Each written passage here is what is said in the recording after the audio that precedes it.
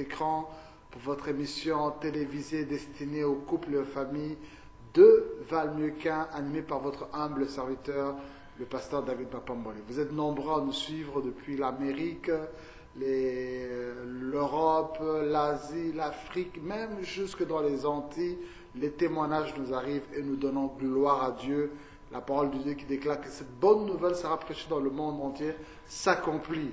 Non seulement nous allons dans le monde entier par bateau, à pied, par voiture, par train, par avion, mais au travers l'Internet, au travers la télévision, au travers de la radio, cette parole vous est apportée. Et nous bénissons Dieu pour la télévision TV La Foi en Jésus qui nous donne cette opportunité d'accomplir ce grand mandat. Alors aujourd'hui, je suis avec un éminent homme de Dieu qui va nous parler. C'est un conférencier international, c'est un écrivain, c'est un prédicateur bouillant et puissant.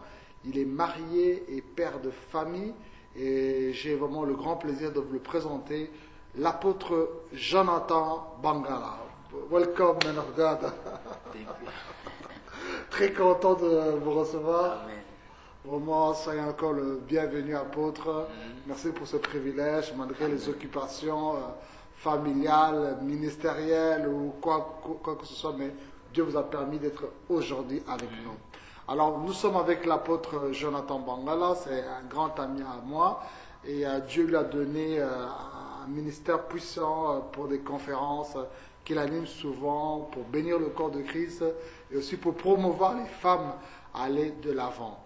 Et donc aujourd'hui, avec l'apôtre Jonathan Bangala, nous allons partager sur un sujet très important qui s'intitule « Pourquoi les deux raisons, pourquoi Dieu a suscité la femme dans le jardin d'Éden, bien sûr, pour l'homme. » Les deux raisons pourquoi Dieu a suscité la femme dans le jardin d'Éden pour l'homme. Et nous voulons vous dire que cette émission passe en direct. Cela signifie qu'il y aura une ligne téléphonique qui sera ouverte à votre disposition, qui va commencer à passer de temps en temps au bas du petit écran. Et au travers de ce numéro de téléphone, vous aurez la possibilité de pouvoir nous appeler en direct pour pouvoir intervenir durant l'émission. Si vous avez une question à poser, si vous avez une requête de prière, si vous avez besoin d'un conseil, je suis là. L'apôtre Jonathan Bangala est notre invité spécial et par l'aide de Dieu, il sera une grande bénédiction pour nous. Alors je vais vous donner le numéro sur lequel vous pouvez appeler sur le plateau, sur notre studio, et la régie va faire le nécessaire pour vous mettre en direct avec nous.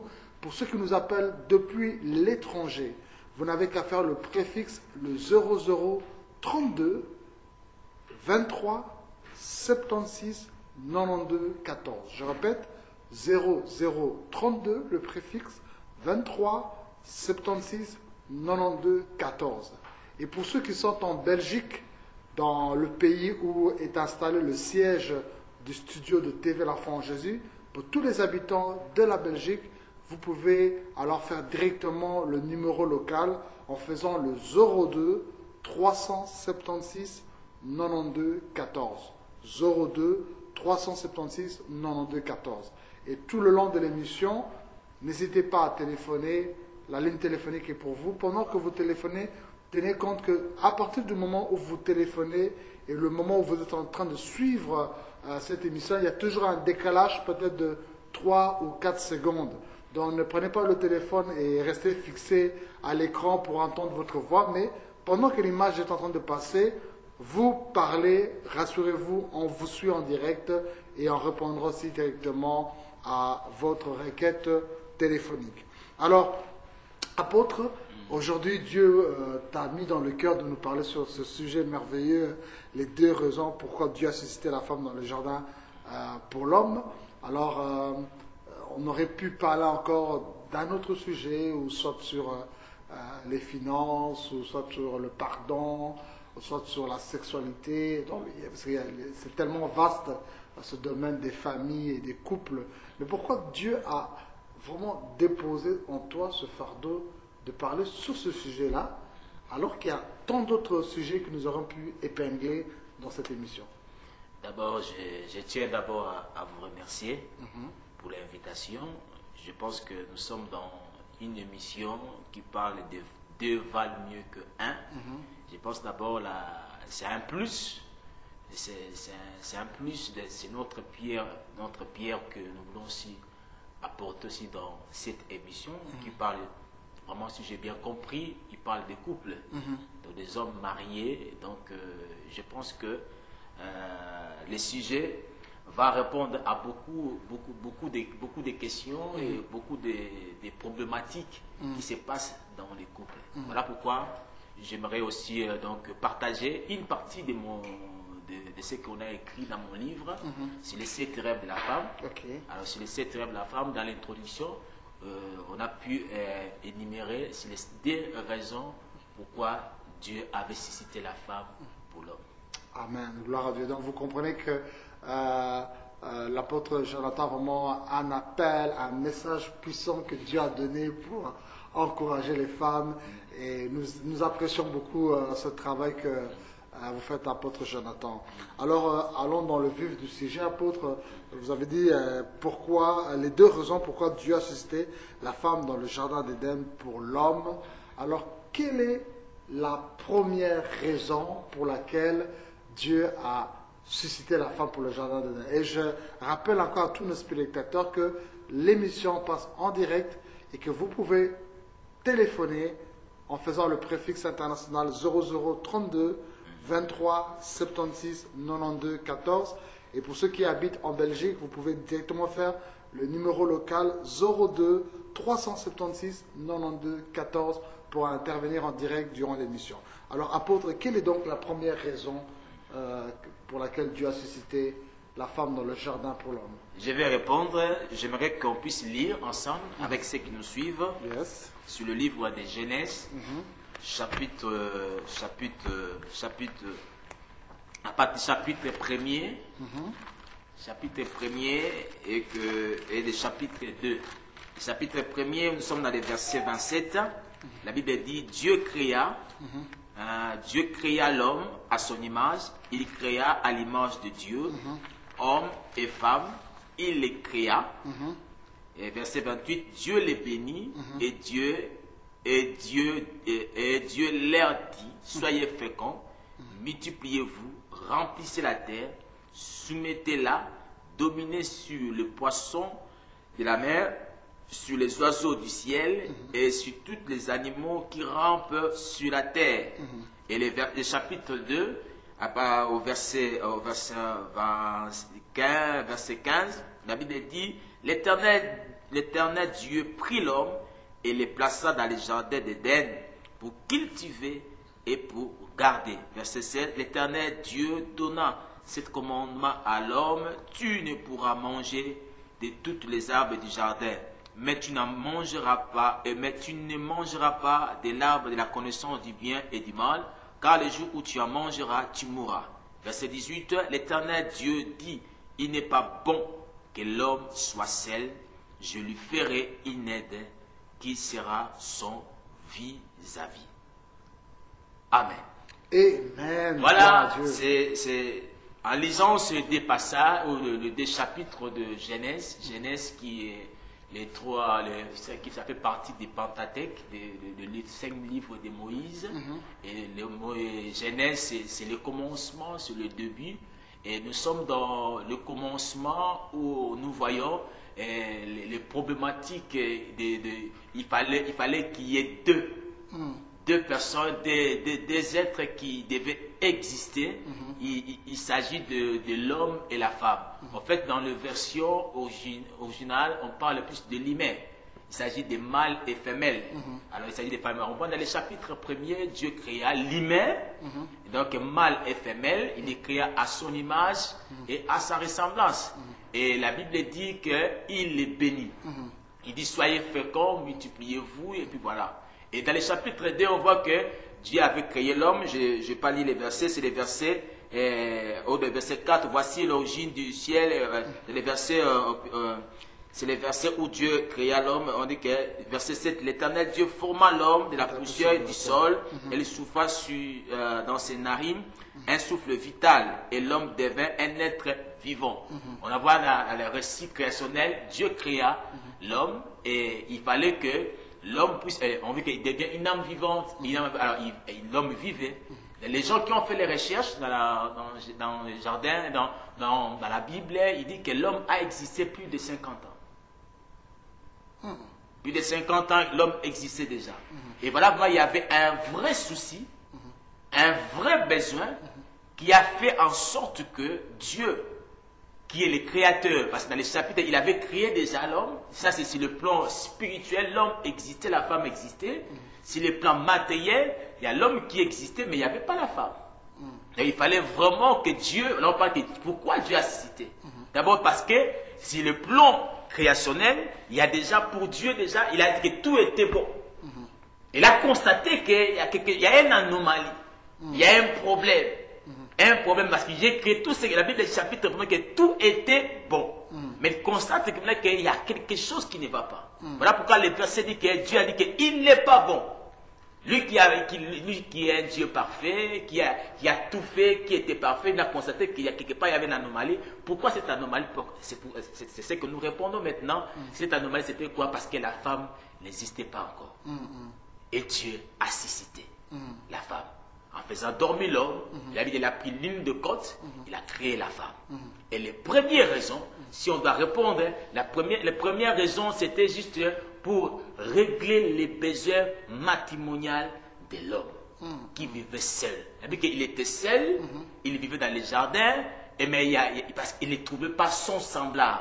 Et voilà pourquoi Dieu a répondu à ces besoins-là.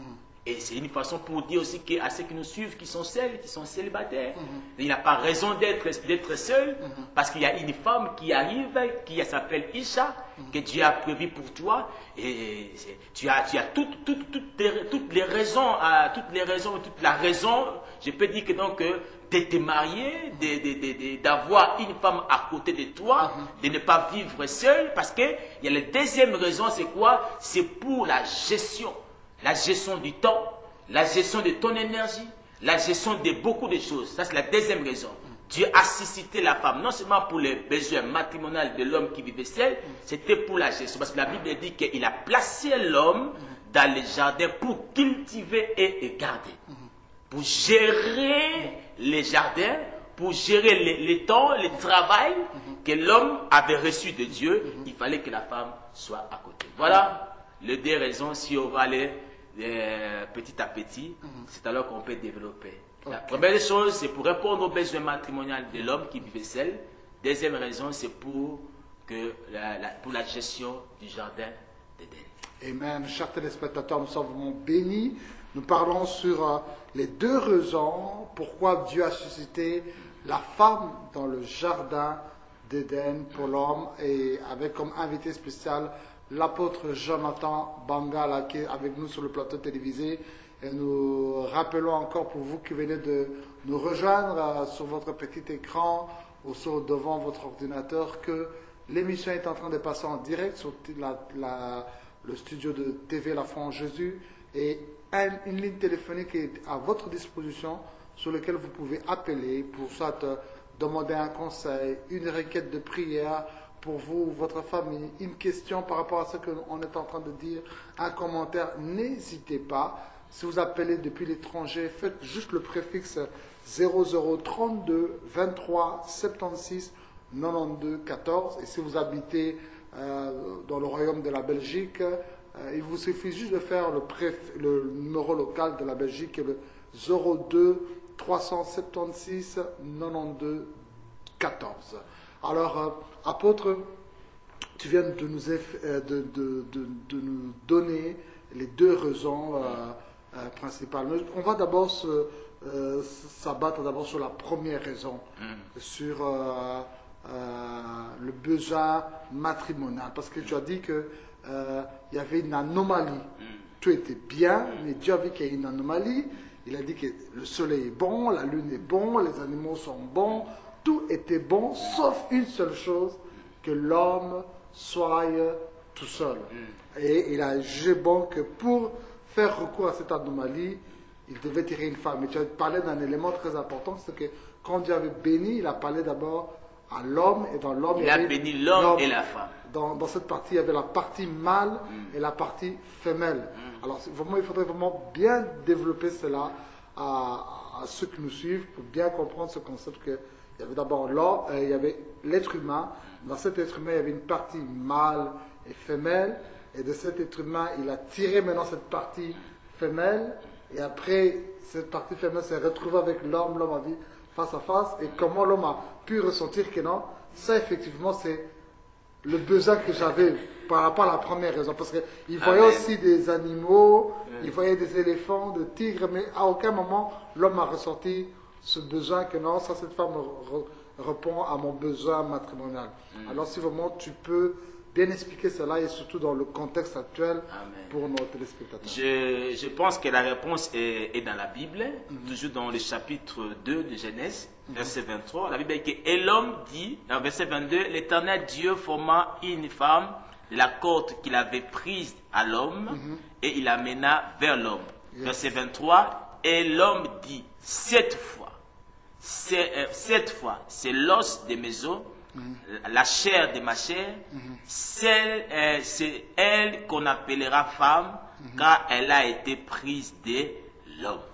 Voilà à ce moment-là que l'homme a été il a été comblé, il a ressenti les besoins qu'il ressentait dans son cœur et Dieu avait répondu à ses besoins. Cette fois. C'est qu'il y a plusieurs fois que j'ai cherché et je ne l'ai pas trouvé. Voilà l'homme qu'on parle, l'homme sage de Salomon. Il parle que c'est lui qui cherche, celui qui cherche une femme. Celui qui cherche une femme trouve le bonheur. C'est que l'homme a cherché dans les jardins. Il cherchait son. La Bible qui dit chercher son semblable, mais il ne trouvait pas. Donc il a vu une girafe très élancée. Voilà, malgré les girafes, malgré la taille des girafes, malgré les lions qui faisaient un peu ce roi. Ces cris-là, mais cela n'apportait pas, ne répondait pas aux besoins. Vous savez que tant qu'un homme, vous qui nous écoutez, il y a des besoins où mais les matériels, l'abondance. Parce qu'on parle dans les jardins, il y avait l'abondance, il y avait tout ce qu'il faut. Mais malgré tout ce qui entourait l'homme, il y avait un vrai souci, un vrai besoin. Imagine-toi comme les chercheurs ont dit que pendant 50 ans, l'homme a existé 50 ans. C'est-à-dire que contre l'âge de 50 ans, tu arrives à un certain âge, et vraiment, tu es célibataire, tu es sans une femme, mais quelque part, tu domines déjà, mais tu domines à moitié. Tu es assujetti, mais tu es assujetti à moitié. Mais comment tu vas répondre au plan de Dieu? Parce que le plan de Dieu dit qu'il multipliez-vous. Mais tu es la source. Mais la source, il faut quelqu'un qui puisse en bénéficier. Et la personne qui devait bénéficier, c'était la femme. Et Dieu parfait, il a compris que donc je ne peux pas échouer dans mon plan. Parce que mon plan, il fallait que la terre soit remplie. Remplissez la terre. Multipliez-vous, remplissez la terre. Et voilà pourquoi la femme a existé. Voilà pourquoi la femme est venue. Et nous croyons que la femme n'était pas pour rien. Elle était là pour beaucoup de choses. Non, c'est pas pour répondre aux besoins matrimoniaux, comme je vais le dire encore. Donc, il y a beaucoup de choses à dire là-dessus. D'abord, le besoin matrimonial, l'homme a retrouvé. Il était satisfait dans le besoin qu'il ressentait dans son cœur et Dieu avait répondu à cela. Amen, gloire à Dieu.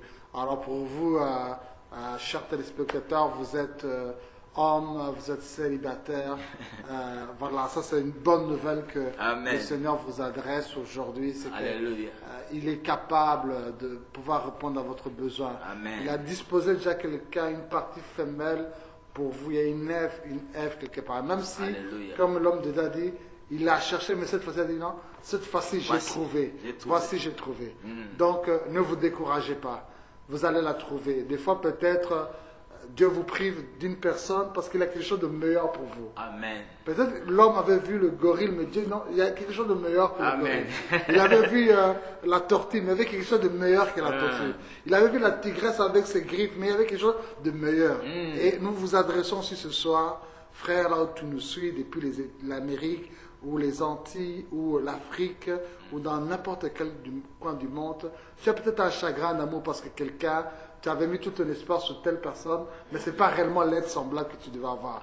Pour ça, la personne vraiment t'a fait perdre ton temps, tu regrettes. Non, tourne-toi vers Dieu et laisse Dieu maintenant conduire tes pas il conduira tes pas sur cette fois-ci l'os de mes os, la chair de ma chair. C'est ton temps et c'est un message d'espoir que nous lançons à tous les célibataires, toutes ces personnes qui se sentent seules. Tu sais que tu peux être entouré de gens, mais tu te sens seul en soi-même. Ouais. Tu peux être avec tes amis. Tu es avec des amis, Et à un moment, tu as le travail, tu as tout ça.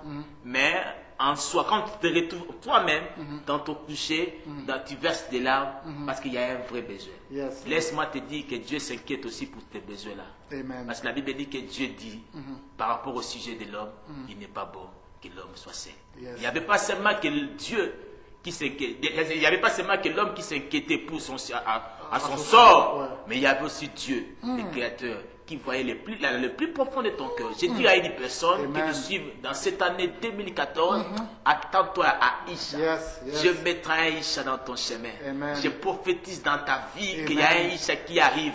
Amen. Le besoin que tu ressens dans ton cœur, le plus Amen. profond, il me répond au destin de Dieu. Dieu, dans son plan, il a prévu que tu ne sois pas seul. Tu seras toujours bien-aimé. Nous sommes dans l'émission, bien-aimé, deux valent mieux que un. Amen. Bien-aimé, cet homme, bien-aimé, Salomon a compris que, bien-aimé, il ne faut pas, bien-aimé, que dans ce monde, pour évoluer, pour percer, pour arriver là où Dieu t'attend, tu ne peux pas vivre seul. Yes. Il faut que quelqu'un arrive. Cette personne que j'annonce dans ta vie, c'est la femme, bien-aimé, que tu as toujours cherché, qui va arriver. Que Dieu te bénisse. Ouf, apôtre, tu as dit que l'homme ne pouvait pas arriver. Il pouvait dominer, il allait dominer à moitié. À moitié. Wow. Donc il y a certaines choses dans la vie, il y a certaines choses que tu peux accomplir quand tu es encore tout seul, enfant, Amen. adolescent, Amen. adulte, Amen. chez tes parents, tout seul. Amen. Mais il y a d'autres points dans ta vie qui ne s'accompliront que lorsque la femme va venir. C'est que lorsque tu entreras non seulement être dans les jardins, mais lorsque tu entreras dans ton parcelle d'autorité. Lorsque tu entreras dans l'alliance avec le Seigneur. Parce que les liens du mariage, il s'agit du lien du mariage, parce qu'il y a d'autres bénédictions que Dieu a libérées sur l'humain, sur l'homme. Mais il ne s'agit pas seulement de l'homme, c'est-à-dire mâle, mais sur la femme. D'autres choses qu'on peut que les vivre, comme les enfants. Tu ne peux pas vivre les enfants tout en étant...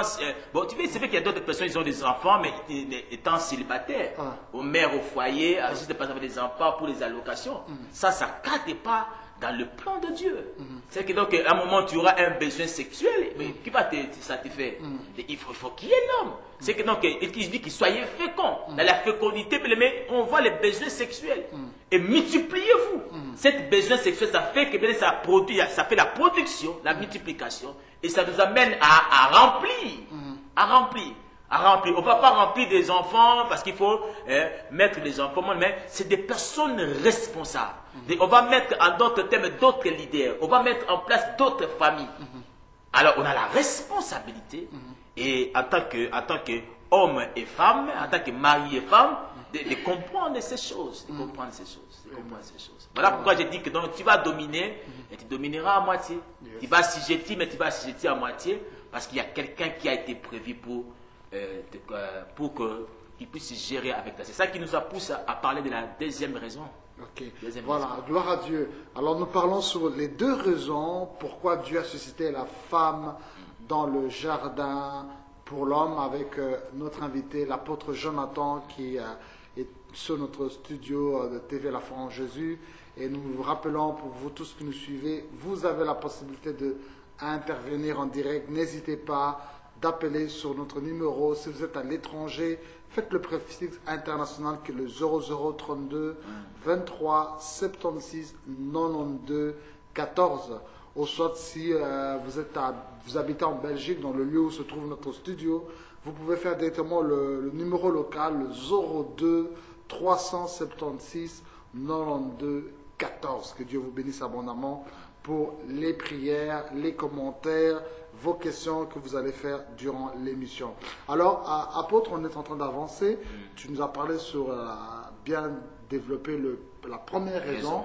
Je voudrais un peu que tu puisses parler sur la deuxième raison, parce que tu avais juste un peu fleuré en disant que non, la gestion que la femme amènerait. Est-ce que tu peux vraiment, non seulement à l'aide de la Bible, nous démontrer cela, de la deuxième raison, mais aussi dans la vie courante pour tous les couples, les familles qui nous suivent, les célibataires, pour comprendre quelle est la deuxième raison pour laquelle Dieu a suscité. Déjà, dans les livres d'Ecclésiaste, Ecclésiaste, ce que je parle, je n'arrête pas de parler d'Ecclésiaste, c'est Salomon qui a parlé deux valent mieux que un. C'est qu'il a compris, lui qui a dit que dans toute vanité, c'est une étude de relations. Il a compris que dans la vie, dans la société, donc il ne s'agit pas d'être seul, il faut être à deux. Il parle d'une force d'unité, Et là où il y a des gens ensemble, être ensemble, mais c'est dans le cadre du mariage que nous sommes en train de parler. Ce n'est pas entre homme et homme, entre femme et femme, mais c'est entre l'homme et la femme. Parce que Dieu, dans son plan, il a toujours fonctionné ainsi. Pour le plan qu'il a conçu pour l'humanité, Dieu a toujours travaillé ainsi. Et je dis que la gestion que Dieu avait donnée à Adam, et la Bible nous fait voir que il avait béni l'homme et la femme. Cette bénédiction, une partie de la bénédiction de l'homme. Voilà pourquoi la Bible, Ecclésiaste, qui répond toujours, que je parle toujours du texte, mais ce que j'avais anticipé, qui dit que celui qui trouve la femme, trouve le bonheur. C'est qu'il faut chercher et trouver. Et si tu trouves, il y a une bonheur, il y a une autre partie de ton bonheur, se trouve à une personne que tu ne vois pas, une personne qui ne vit pas avec toi. Alors cette personne, lorsqu'il vient, je parle de gestion de ton temps. Le temps que tu peux te fournir à aller donner aux animaux, l'énergie là, il y a une personne qui peut te combler à faire ça. Parce que quand on parle de la gestion il fallait cultiver et garder. Alors l'homme ne pouvait pas cultiver, travailler seul, il devait travailler avec la femme. Aujourd'hui nous voyons que dans la plupart des travaux que l'homme peut faire, la femme peut aussi le faire. Nous voyons aussi que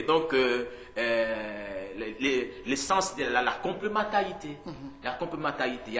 L'homme a reçu des potentiels, la femme a reçu des potentiels, et qui devaient mettre ensemble dans le but d'accomplir le plan de Dieu. La mission que Dieu leur a donnée. Alors, c'est un travail de complémentarité. Alors, moi, je dis que par rapport à cette deuxième raison, il faut que nous comprenions que la plupart de nos foyers, de la situation que nous vivons dans la société est liée par rapport à un manque de respect de cette complémentarité. Cette complémentarité. Donc, lorsque l'homme et la femme se mettent ensemble, ils cherchent à se compléter, même dans les ministères, même dans le foyer, même dans la société, vous allez voir que les choses vont avancer. Mais si seulement que l'homme qui sort, peut-être au foyer, qui cherche, et la femme ne fout rien, eh bien, il y aura des équilibres. Il y aura des équilibres. Donc voilà pourquoi c'est un encouragement que nous lançons, qu'il faut que là où il y a l'homme, il faut qu'il y ait la femme. Je peux parler de beaucoup d'exemples. Dans le livre des Juges, chapitre 4, on parle de Déborah. Déborah qui était une femme prophétesse, elle était aussi juge, elle était aussi femme mariée, mais elle était femme mariée, mais dans l'exercice en tant que politique, on parle de Barak. Barak qui était un homme de guerre général, mais qui devait aller combattre l'ennemi. Mais cet homme il dit à Déborah que si tu ne viens pas avec moi, je ne vais pas combattre. Il fallait que Déborah vienne avec elle. C'était une femme, c'était pas un homme. Et lorsque Déborah a répondu, et voilà, la victoire était là. Et je pense que c'est un besoin que nous sommes en train de susciter à la femme, de faire comprendre à la société que là où il y a l'homme, il y aura aussi la femme. S'il y a eu Barak, il y aura aussi un Déborah. S'il y a eu Marie, il y aura aussi un Joseph. Donc voilà un peu. S'il y a eu David Mapamoli, il y aura aussi Bobette quelque part. S'il y a eu Meta Sandra, il y aura aussi Jonathan quelque part. Donc voilà un peu, deux valent mieux que un. Amen. Wow. Ce texte, tu l'as tiré des paroles de sagesse de Salomon. Qui retire un meilleur salaire qu'une seule personne. Il y a une partie de bonheur de l'homme qui se trouve auprès de la femme. La femme. Parce qu'il a béni partant de Genèse, c'est que Dieu, quand il a béni l'homme et la femme. Il y a une partie de la bénédiction de l'homme se trouve à la femme. Donc, négliger Ta sa femme, femme, c'est c'est négliger priver ta bénédiction. Voilà. Oh my God. Donc, il y a des gens qui, Voilà. qui courent gauche-droite, mais ils oublient que sa bénédiction est juste à côté de lui. Voilà. Ce qu'il cherche vraiment, c'est que sa vie soit propulsée, ou son ministère propulsé, Voilà. ou ses affaires propulsées. C'est peut-être les idées, ou c'est peut-être le travail, c'est peut-être le potentiel de sa femme qui peut être... Souvent, l'élément on fondateur. exploite cette bénédiction juste pour nos intérêts égoïstes. Juste, je le fais les enfants, après j'abandonne, juste pour les besoins sexuels. Alors, je dis non à ces choses-là. C'est-à-dire que donc, la femme, il faut les mettre à sa place. Il faut les mettre à sa place. Il faut les mettre à sa place. Donc, c'est une façon aussi que la femme qui nous écoute de comprendre que si tu es là, Yes. c'est pour répondre aux besoins matrimoniaux. Et que tu ne dois pas être une femme qui va être avec entre femme et femme. Non. Il faut chercher à être et se marier. Donc je suis contre avec cette logique. Nous comprenons que c'est le temps. Mariage pour tous. Je comprends que voilà, c'est le temps de la séduction, c'est le temps de la fin. Mais nous lançons appel à tous ceux-là qui sont enfants de Dieu. Il n'est pas bon que tu sois seul. Il n'est pas bon parce qu'une partie de ta bénédiction est quelque part. Alors il faut rencontrer la personne pour que tu vives la totalité de la bénédiction du Créateur pour ta destinée. Alors voilà pourquoi nous parlons de deuxième raison. Il y a une complémentarité, il faut que la femme comprenne ça si tu es là pour la gestion. Il faut chercher à agir parce que la femme sage bâtit sa maison. Yes, Par manque de sagesse que la femme a pu manifester dans les jardins, aujourd'hui nous sommes là où nous sommes aujourd'hui. Par manque de Ève. Et voilà. On est peut-être je pense que lorsque le diable, le serpent a parlé à la femme, je pense que la femme n'était pas occupée. Mais pour pas qu'on n'ait pas en besoin, parce que j'avais aussi cette idée de penser, parce que tu nous as donné la première raison concernant le besoin matrimonial que la femme apporte à l'homme. La deuxième raison, la gestion, dans le temps, dans l'énergie, dans tous les domaines sexuels, la rentabilité financière, dans la gestion du travail, la mission, dans tous les parties spirituels, physiques, matériels, dans tous les niveaux. Voilà, maintenant... Comment gérer la multiplication qui va venir avec les enfants, tout ça. Voilà. Parce qu'il faut remplir toute la terre et la femme vaut quelque chose par rapport à cela. Amen. Donc, toi qui nous suis, pour l'homme, Dieu avait prononcé des paroles, mais certaines choses ne pouvaient s'accomplir que lorsque cette aide venait. Amen. Il y a aussi des paroles, des promesses qui ont été libérées sur ta vie, qui ne s'accompliront que lorsque la femme de ta vie ou l'homme de ta vie viendra sur ton chemin. Amen.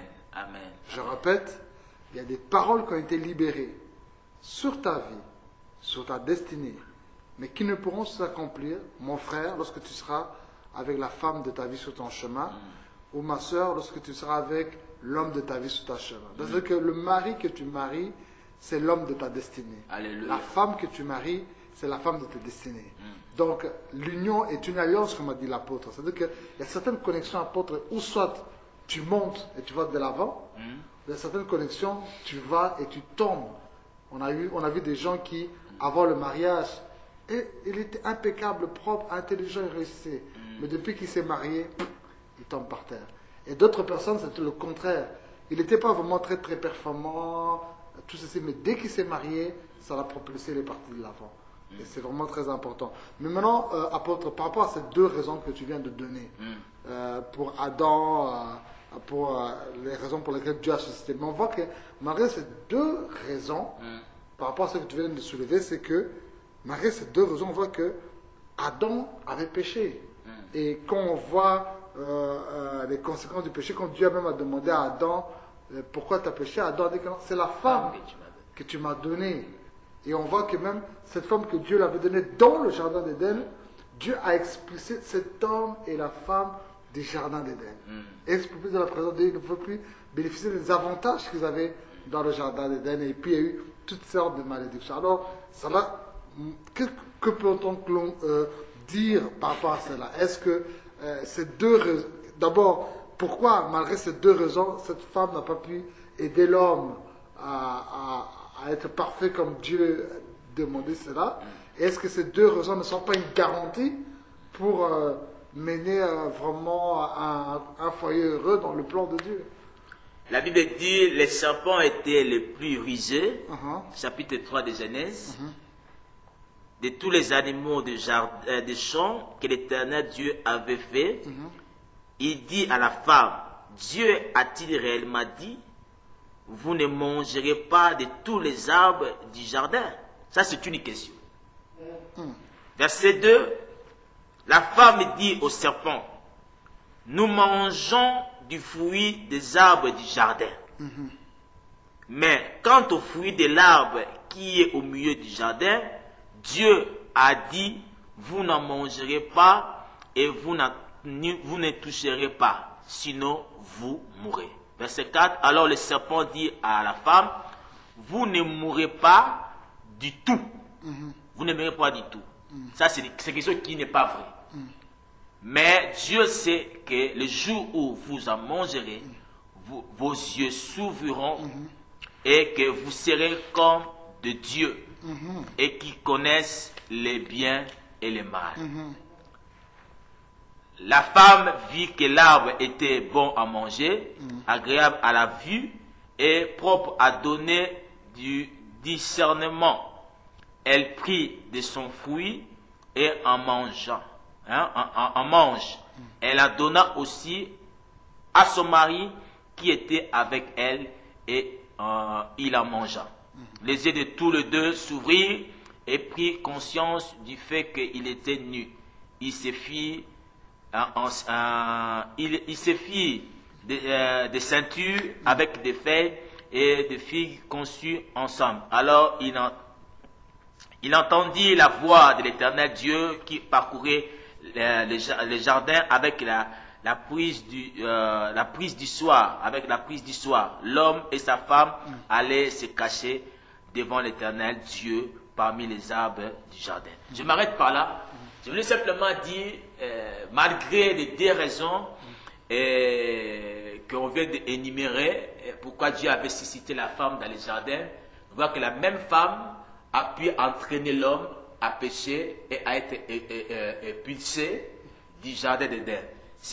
D'abord, par rapport au texte que je viens de lire, d'abord, c'est manque au respect des principes.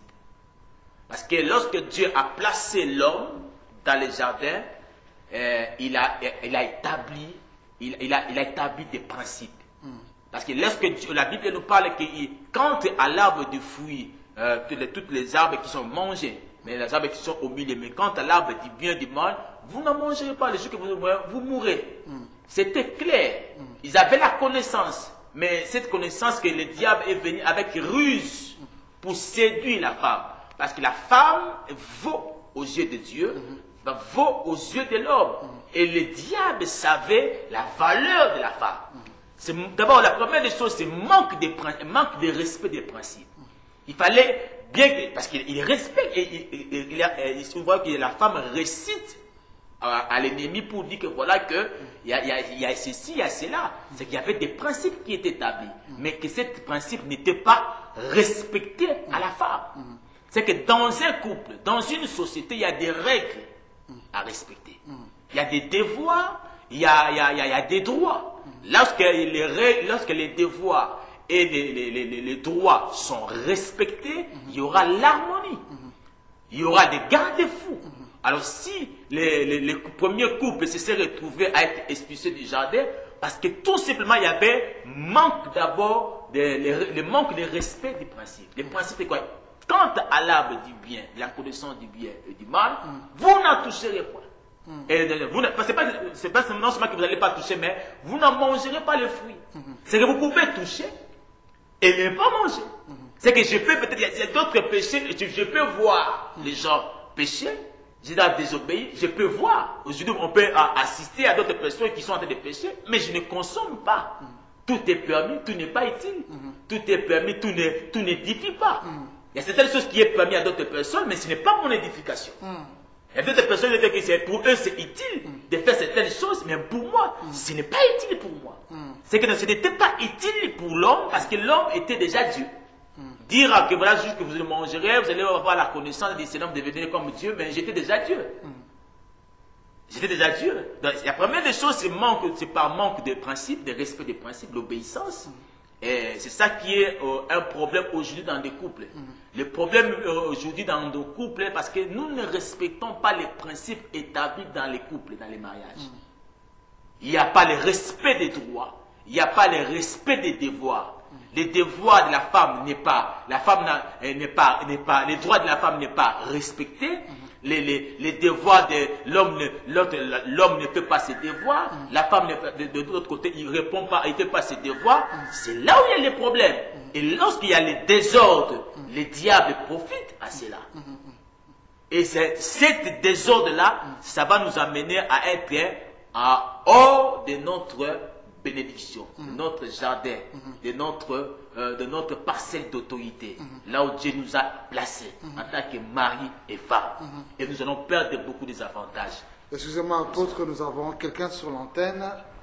Voilà, bien-aimé, vous êtes sur le plateau de Deux Vals mieux qu'un. Bonjour. Et quelle est votre question ou votre commentaire? Vous pouvez parler.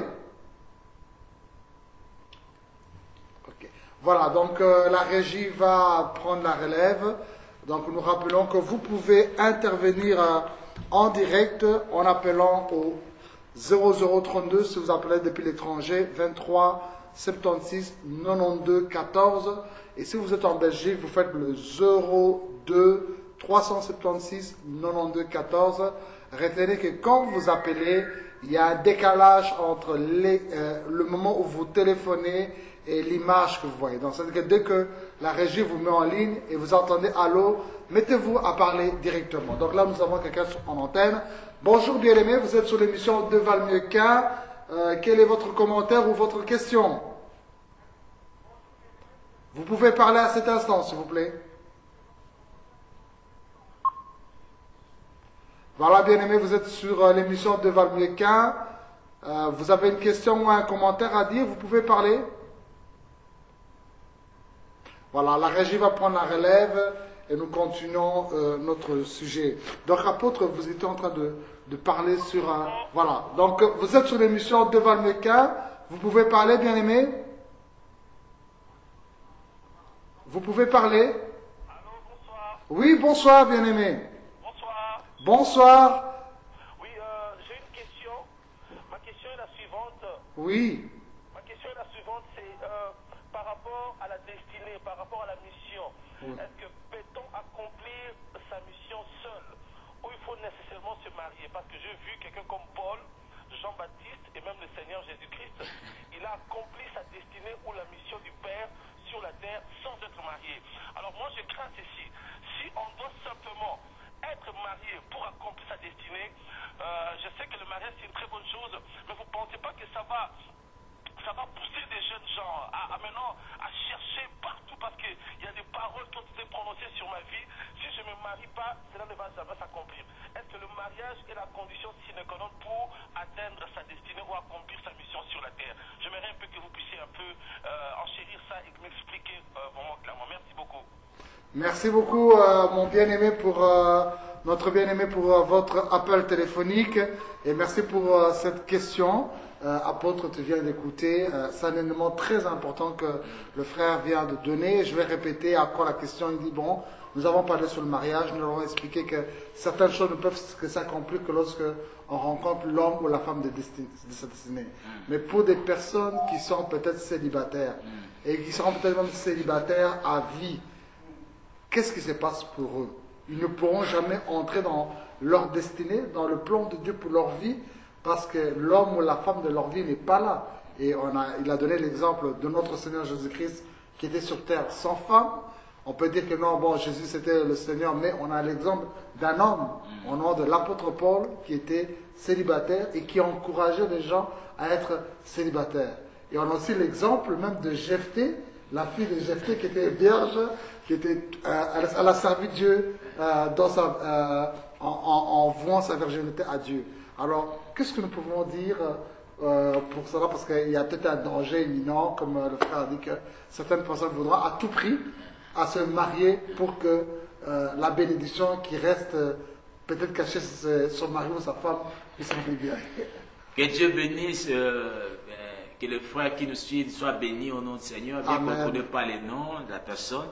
Je vais quand même répondre à la question. Il faut comprendre d'abord que dans le cadre de la mission, et dans le cadre de l'émission plutôt qu'on est en train de parler, c'est dans le cadre du mariage, ça ne nous empêche pas de parler de la dimension de Dieu. N'oublie pas que Dieu est souverain. Amen. Dans la souveraineté de Dieu, Dieu a opéré avec d'autres personnes, tant qu'une femme qui était aussi célibataire, mais je ne pense pas que Dieu t'encourage de rester toujours célibataire. Ça c'est la responsabilité du Seigneur. Et Dieu ne t'encourage pas seulement de rester en tant que seule femme, mais je pense que dans sa souveraineté, il peut décider autrement pour toi et pour accomplir la mission que Dieu t'a donnée. Donc je pense, dans le cadre ici, c'est une mission de couple, de mariage, et donc pour les mariés, donc on est en train de faire voir, parce que c'est ça le thème, pourquoi la femme a été suscitée dans les jardins d'Éden pour l'homme. Je pense que ça cadre dans le développement de notre thème. Il s'agit de l'homme et la femme. Donc, alors, par rapport à ta question, donc Dieu est souverain. S'il a fait avec Paul, je ne dis pas que moi je suis Paul. Il n'y aura pas comme ça avec moi. S'il n'y a rien qui prouve que Paul, il était aussi célibataire. Parce qu'en tant que membre de ça, Paul fut un membre de Sadducéen.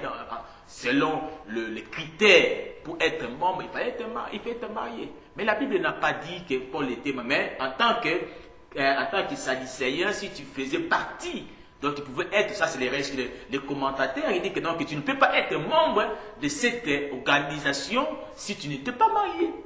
Donc si Paul il dit dans le contexte, il n'encourage pas d'autres à se marier pour des raisons que Paul a énumérées dans la Bible. Mais n'oublie pas que Dieu est souverain. Dans sa souveraineté, Dieu peut décider autrement pour la mission qu'il t'a donnée, comment tu peux le faire. Mais par rapport au thème, nous restons et nous développons dans le cadre. Si c'était dans le cadre de notre sujet, j'allais répondre aussi vraiment avec beaucoup de plaisir encore. Donc ça ne m'empêche pas de te dire aussi que Dieu est souverain par rapport à la mission qu'il t'a donnée. Amen, gloire à Dieu. Donc, pour clôturer cette parenthèse, donc il y a la souveraineté de Dieu. Donc, il y a certaines personnes par rapport à leur plan, à leur destinée, Dieu peut permettre dans la souveraineté que cette personne se retrouve seule. On peut avoir l'exemple de l'apôtre Paul. Bon, on ne sait pas avec le genre de vie qu'il a mené dans son ministère, en bateau, en prison, tout ceci, est-ce qu'il aurait pu... Et la plupart des hommes que Dieu a utilisés, ils avaient des femmes. Quand on parle des belles-mères de Pierre, on n'a pas parlé de sa femme. Donc, quelque part, il avait une femme. Mais si la Bible n'a rien dit, on ne peut pas dire que dans sa souveraineté, Dieu fait ce qu'il veut, quand il veut, avec qui il veut, mais pour accomplir sa mission. Mais dans les missions que nous sommes en train de parler, nous sommes dans le cadre du mariage. Donc voilà.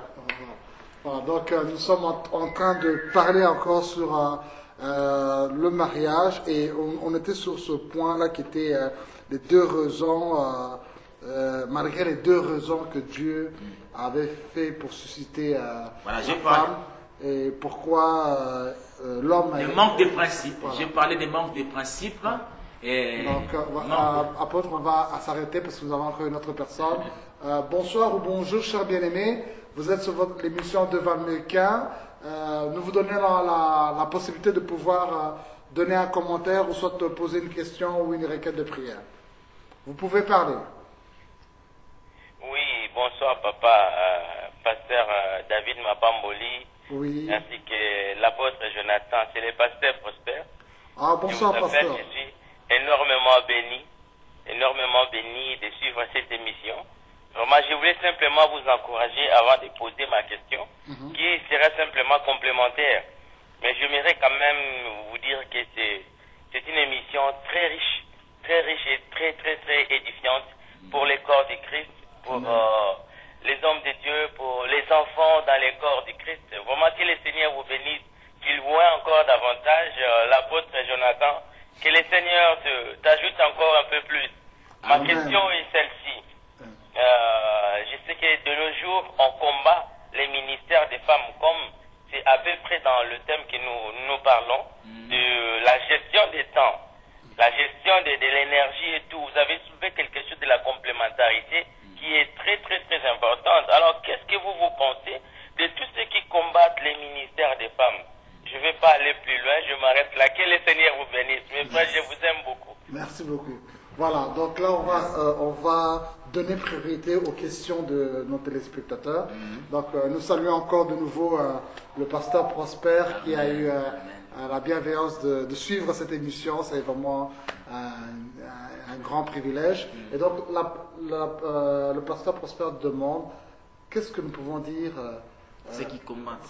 Et là je te laisse la parole parce que tu as ce ministère-là pour promouvoir les femmes, tu es mieux placé, tu as l'option pour pouvoir répondre à cela.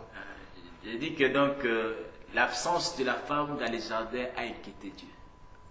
Si l'absence de la femme dans les jardins, la femme qui devait cultiver avec l'homme, travailler avec l'homme, peu importe où tu es dans les ministères, peu importe où tu es où, je ne sais pas dans le travail que Dieu t'a appelé, sache bien que l'absence de la femme, de cet être cher qui a beaucoup de potentiel, inquiète Dieu. Alors si ça inquiète Dieu, à combien plus forte raison, toi l'homme qui a été créé à l'image de Dieu, que toi tu dépends aussi de Dieu.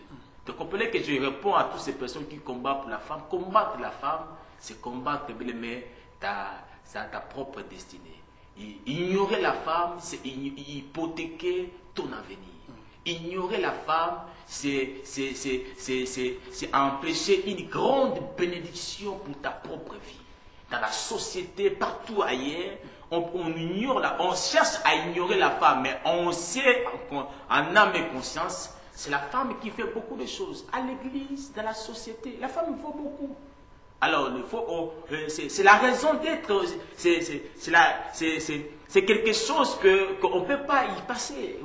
Donc, j'encourage le pasteur à votre question pour dire que voilà, ignorer la femme, c'est ignorer une partie de notre destinée et être privé aussi de certaines bénédictions que le Seigneur a libérées depuis jeunesse pour notre propre vie. Amen. Gloire soit à Dieu. On est en train d'avancer. Donc, s'il y a encore des personnes qui désirent téléphoner sur l'antenne, le numéro est là. Vous avez encore quelques minutes avant que nous puissions finir notre émission. Apôtre, si tu peux vraiment boucler cette petite partie-là sur les deux raisons avant que nous puissions aller dans la conclusion. Les deux raisons, je pense qu'on était juste en train de parler sur le manque de principes. Voilà. J'aimerais que le manque de principes qui a fait que bien qu'il y avait des raisons qui ont entraîné l'homme. D'abord, le manque de principes qui est très important. Dans un couple, s'il y a le respect des droits, comme j'ai dit que le respect des devoirs, je pense que tout à l'heure, je voulais juste partager un passage dans Tite. Je recommande un passage dans le Tite, chapitre 2, verset 4. Et c'est un passage que je voulais juste partager. Souvent, les femmes ont l'habitude de dire qu'il est recommandé à l'homme d'aimer aimer son mari, et voilà, et que la femme soit soumise. Mais souvent, les femmes oublient aussi que voilà, que c'est à eux aussi d'aimer leur mari. Parce que c'est réciproque. Les versets de Tite, chapitre, si vous pouvez nous lire, pasteur, chapitre 2, j'aimerais que nous lisons Tite, chapitre 2, verset 4. La Bible dit, dans le verset 3, dit que les femmes âgées, doivent aussi avoir l'extérieur qui convient à la sainteté, n'être ni médisantes, ni asservies aux excès de vin, qu'elles doivent donner de bonnes instructions, afin d'apprendre aux jeunes femmes à aimer leur mari et leurs enfants. Je m'arrête par là. Il y a la suite, à aimer leur mari, à aimer leurs enfants. Ça fait partie du principe de Dieu, l'amour. L'amour ne nécessite pas seulement au mari d'aimer sa femme, ça nécessite aussi à la femme d'aimer son mari. Souvent, ce sont des choses qu'on a toujours l'habitude, on nous parle, aimer, et rester aussi la plupart de nos frères et à nos sœurs, c'est moi c'est que l'homme qui doit toujours aimer. Mais je pense que c'est à toi aussi, la femme, d'aimer ton mari.